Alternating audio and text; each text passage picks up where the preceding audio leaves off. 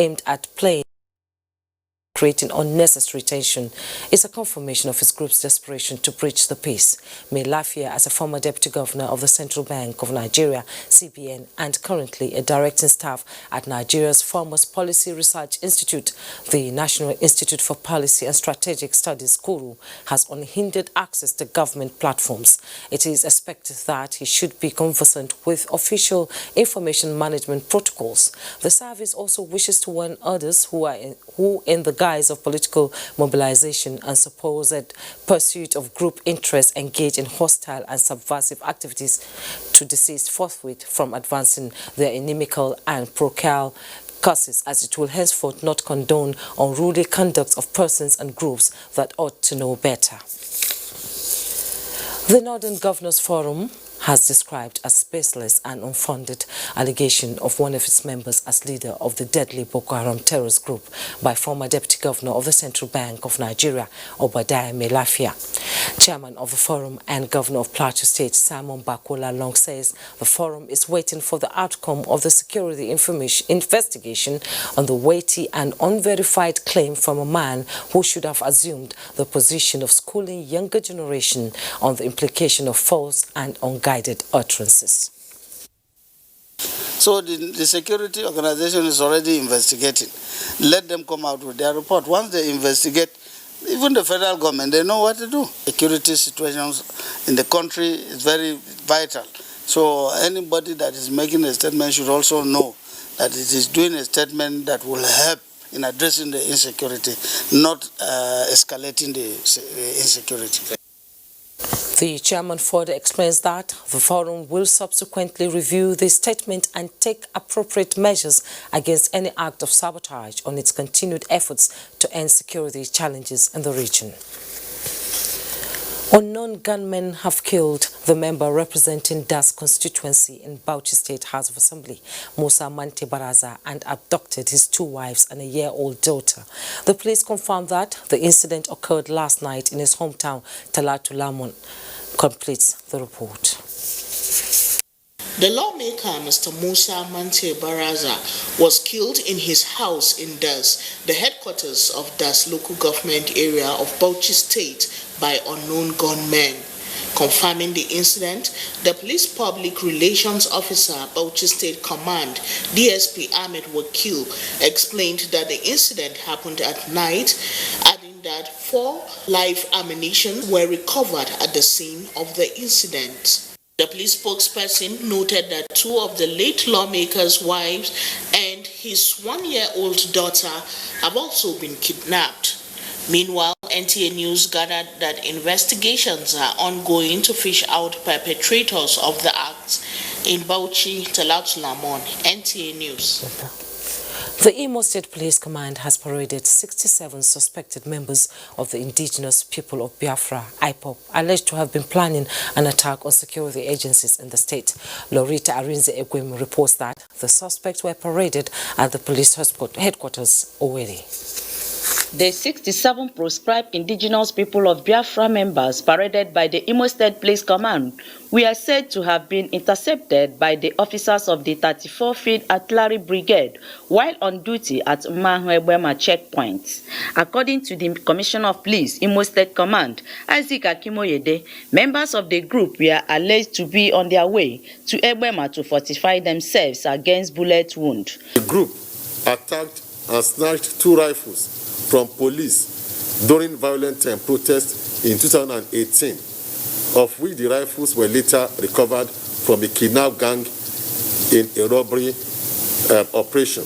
It will be recalled also that this IPOB had been proscribed by the federal government of Nigeria. As such, any gathering by the group is viewed as unlawful. For security purposes, for you to escape from the flying gun and whatever, whenever we are going for a meeting. So we now decided to go for fortification. While urging perpetrators of crime living anywhere in the state to desist from such acts, the Commissioner of Police says the suspects will be charged to court as soon as investigations are concluded. In Owerri, Lorita Arinze Egwem, NTA News. Catholic Bishop Emeritus of Abuja, His Eminence John Cardinal Onayekon, has asked for a thorough investigation on the alleged sponsorship of insurgency in the country by some government officials. Kenneth Nanu reports. John Cardinal Onayekon, who illustrated peaceful coexistence with the gathering of persons of diverse faith in one hall, relating as a family, urged Nigerians to leverage on the common grounds on religious views and ideologies to foster societal peace.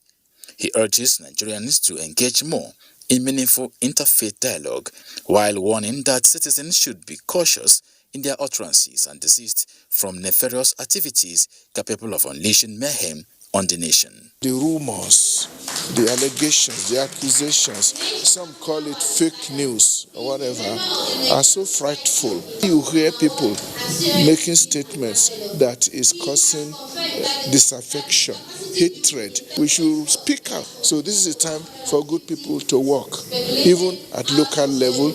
Dialogue is cheaper than war or violence. And this is the point. So we just hope God will plant this full disposition in the hearts of Nigerians. He also enjoins participants trained on inter-religious dialogue, conflict transformation, and mediation to bring their knowledge to bear on peace building, beginning from the home. Kenneth Nanim, NTA News. Time to pause here. Let's join Dotun in Lagos for more reports. Hello, Dotun.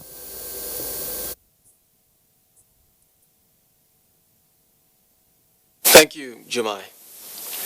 Building relationships, bridging the gaps among the divide through peaceful deliberations, and resuscitating Christians' pilgrims boards in states where their non-existence are seriously being pursued by the Executive Secretary, Nigeria Christian Pilgrim Commission, Reverend Yakubu Pam.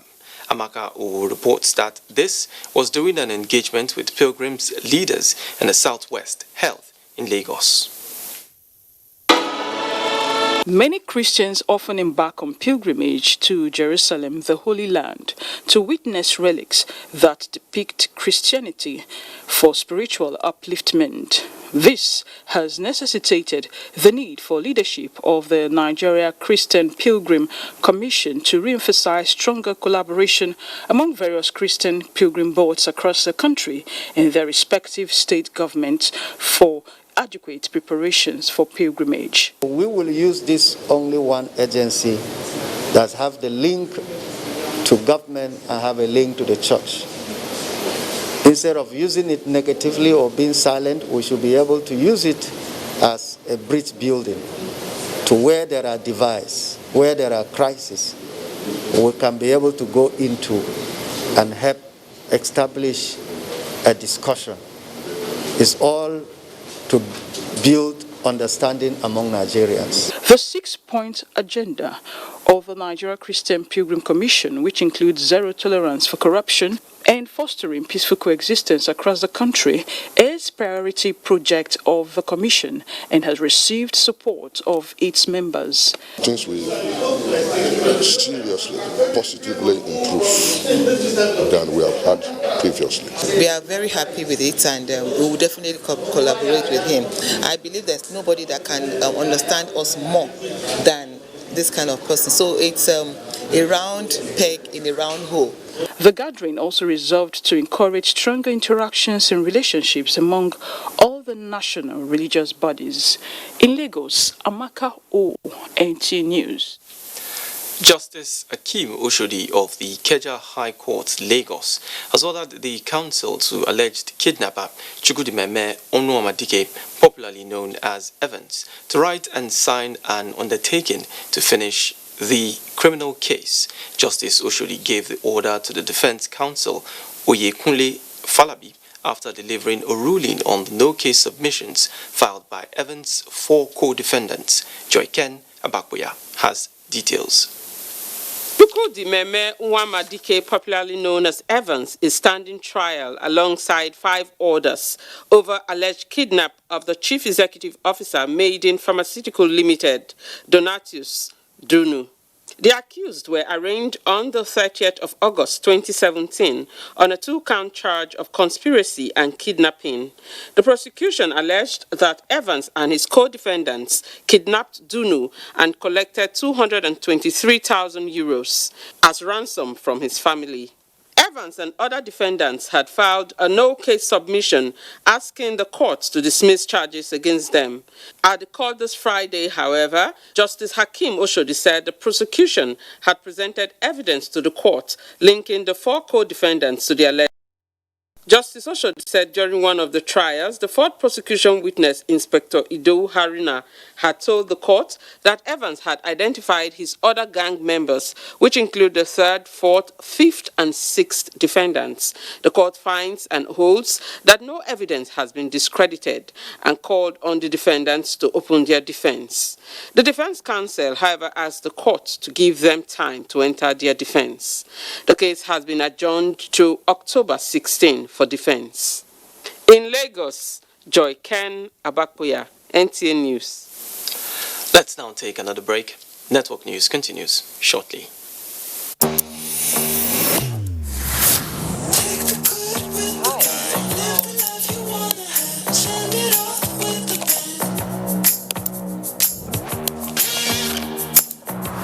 Looking really good.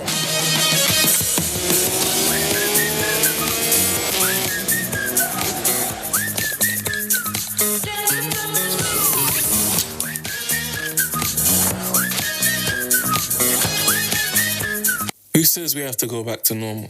What if we choose to be open and say, I will never call my job unimportant again. I refuse to be a stranger in my own living room. I'll lead like a woman, and I stand by every word I say. Make my vote count, make my voice heard today.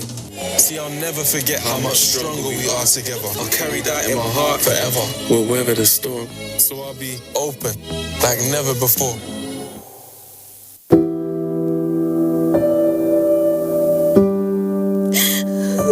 She cries.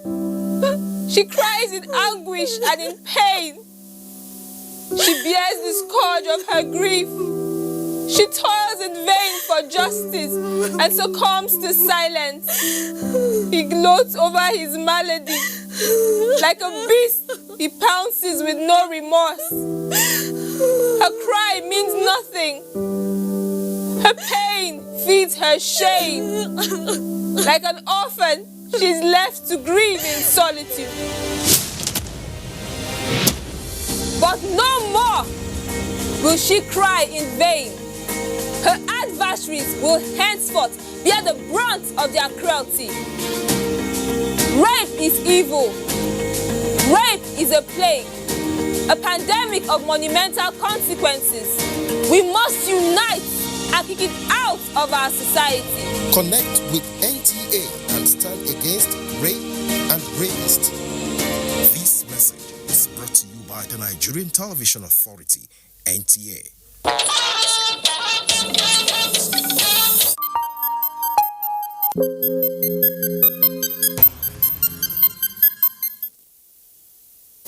If you're just joining us, this is NTA Network News. Some countries across the globe are rolling out more measures to fight rising cases of COVID-19, just as the European Union reaches deal for 300 million doses of coronavirus vaccines. Joyce Ometu has an update on the pandemic.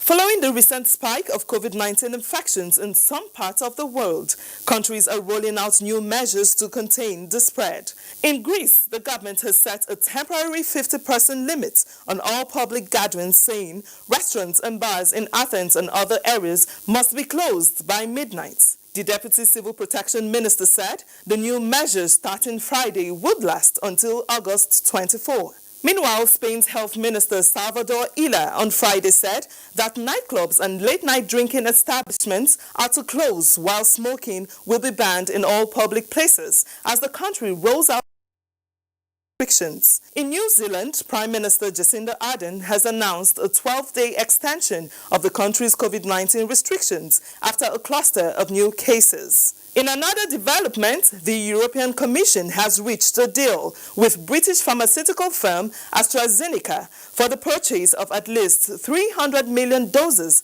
of its potential COVID-19 vaccine.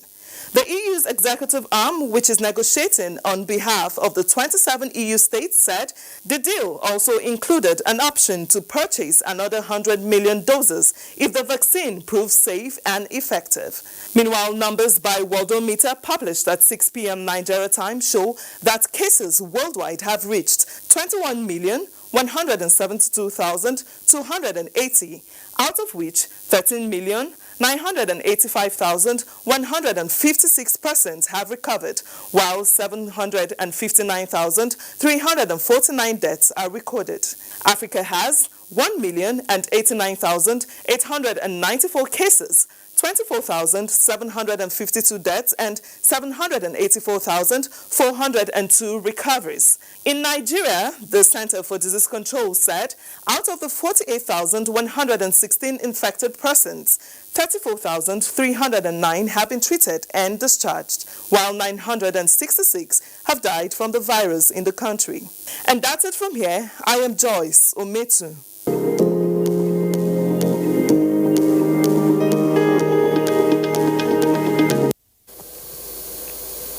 The education sector in Nigeria will soon experience technological change through indigenous technology solutions.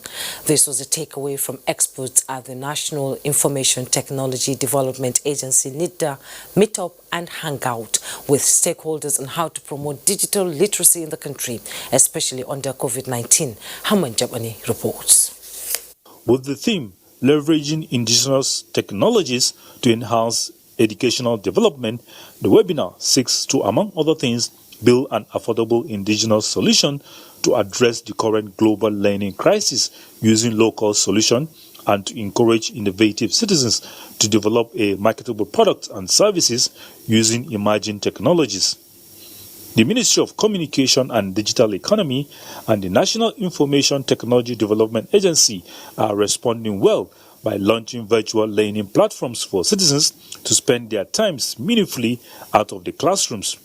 The platforms are aimed at reskilling and upscaling citizens with digital skills for post-COVID-19 world and future of workplace. Develop a sustainable model of collaboration for the adoption of indigenous technologies in our education all over the country. Experts in the industry stress the need for the development of enduring technology hope, adaptation of homemade products across the country that are capable of making millions of youths employed in artificial intelligence, cybersecurity, cloud computing, robotic and software development.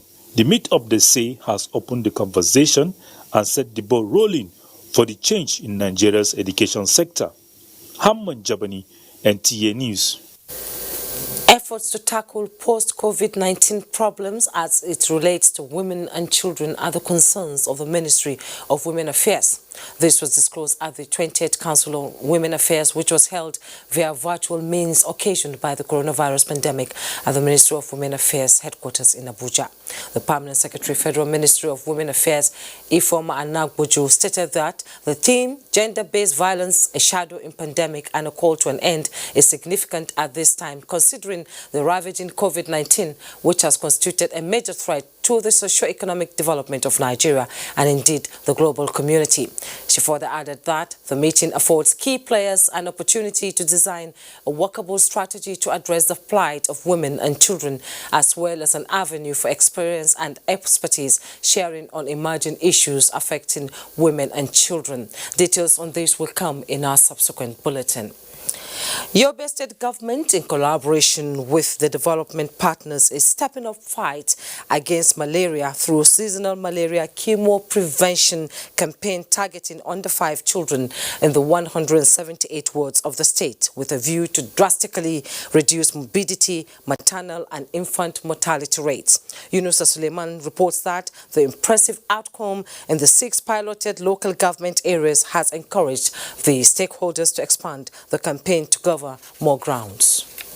According to the World Health Organization, seasonal prevention is an intermittent administration of full treatment courses of an anti-malaria medicine to children in areas of highly seasonal transmission during the malaria season. Many believe that this strategy, which has proven to be effective, is a game changer. Hence, Yobe State is taking advantage of the new way of fighting the scourge of the disease by targeting children of under 5 for the administration of the anti-malaria dose in the 70 local government areas of the state. General malaria is known to be one of the leading causes of morbidity or mortality in Nigeria, and it is no different in Yobe State. In order to significantly cut down on that, the seasonal malaria chemo prevention was introduced in the state. And this intervention that we are doing is unprecedented in the history of the state. This is the first time that all the local government in the state will be keen into this intervention. Desperate time, they say, calls for desperate measures. That is why Yobe State government is advocating for all and sundry to key into the agenda of eliminating malaria completely out of the state. In Damaturu, Yunusa Suleiman, NTA News. The National Homegrown School Feeding Program of the federal government is one many say has continued to gain momentum despite the shutdown of schools, especially with the modified program tagged take-home rations. Ruth Aguele in this special report examines the gains for the beneficiaries in the Federal Capital Territory. It is a day just like any other for these future generations, oblivious of their present situation or a pandemic that is ravaging the world. Life goes on for these young ones despite schools being shut down. It is a different story for Asu Idris, who has been a security guard for 16 years at the Elia Primary School in Dobi Community, a suburb of Gwagwalada Area Council in the Federal Capital Territory. Daily, he comes to survey the premises ever since schools were shut down. He says life has not been the same catering for his 6 children since the outbreak of the pandemic. He is very hopeful of better days ahead, as light of hope once shone on him and his family during the lockdown, when his family benefited from the take-home rations distributed by the Ministry of Humanitarian Affairs, Disaster Management and Social Development to ease hardships. That time, no one was going out. Me and my family were suffering for the food. As they brought the food, then we start enjoying the food. Truly, we use it for a good 1 week. The story is similar for Deborah Davis and her family, who were also beneficiaries of the take-home rations. When they bring the palliative for us, we really enjoy it.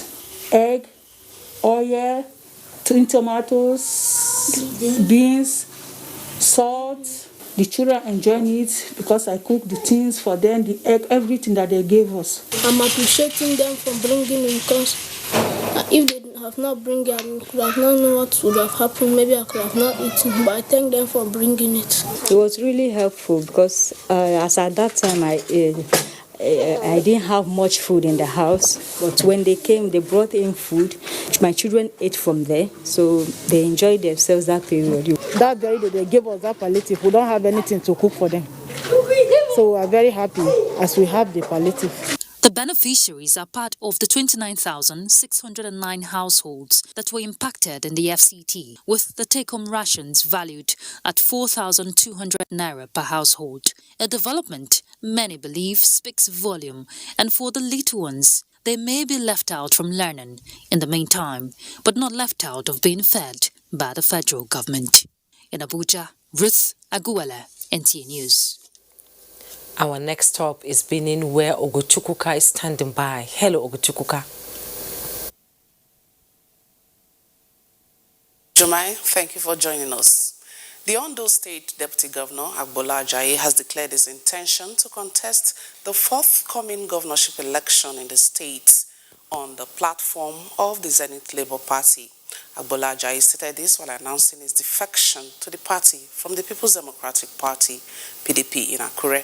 Olubukola Aduwo reports.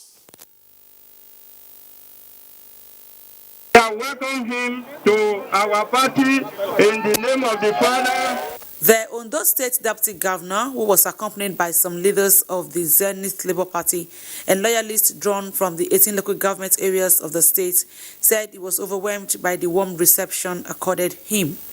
He said his decision to join the governorship race through the Zenith Labour Party is mainly to make Ondo State a role model for other states in the Federation.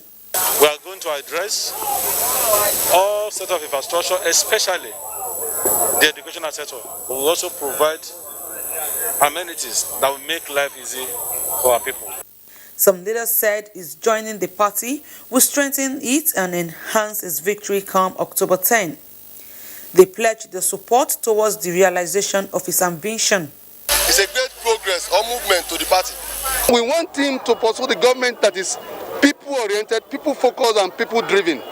Other prominent politicians who also defected to the party alongside the state deputy governor were also received by the party leadership. Their candidate has been presented to former state governor Dr. Olusegun Mimiko at his hometown Ondo for his blessings. In Akure, Olubukola Aduwo, NTA News. And still talking politics, the governorship candidate of the APC, Pastor Sagi Izeyamu, has ended his campaign tour of Edo North with a visit to One East and Akukwedo local governments. Uduakobong Archibong reports that the APC formally received some political bigwigs who defected to the party during a rally in Afuze.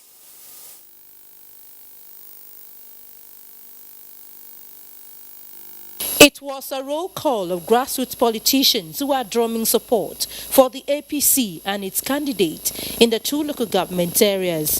For those in Owan East, the long closure of the Pa Michael Imodo Institute of College of Education in Afuze and the ultra-modern General Hospital built by the former Deputy Whip of the House of Representatives, Pali Irase, yet to be opened, are issues of campaign. There's no single promise he made that he fulfilled. And Owan East people believe in developmental politics. Track record, party discipline, and commitment to delivering for the people.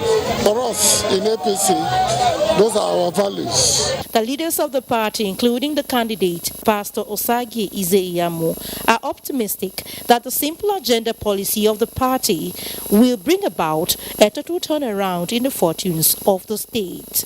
On September 19, we will replace them. The billboard in your brain about how you will vote, can they remove it? All those areas where you not get lights, God said darkness no good. By the grace of God, when we come in November 12, we will say, let there be light. Former Deputy Speaker of Edo State House of Assembly, Faith Omwagberai, and some executive members of the local government council defected to the APC at the rally. From Edo North, Uduakopong Achibong, NTA News. And that's it from here. We return to Abuja for the continuation of the news. Good evening. Chukuka. Nigeria's Georgia Obo clamors for improved funding of ladies golf. Details are more on sport with Ayodiji Makinde.